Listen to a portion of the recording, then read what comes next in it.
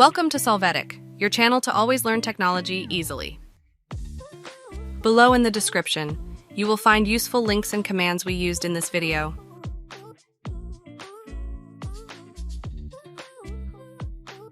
Today in Solvetic, we will see how to fix error LS-0013 Fortnite. To start, right-click on Start menu and select Task Manager. In the admin, select the Epic Games Launcher process, click on End Task.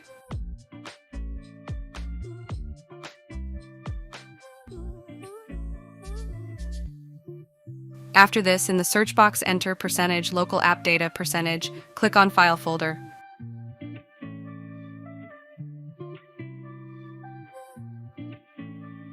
Here, open the Epic Games Launcher folder. Next, open the saved folder, and after this, select the folder on screen, click on Delete.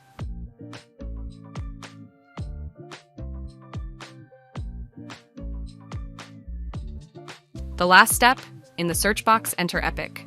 Click on Run as administrator over Epic Games Launcher. Click on Yes, and Epic Games it will open without error. Hey, remember to subscribe Solvetic channel.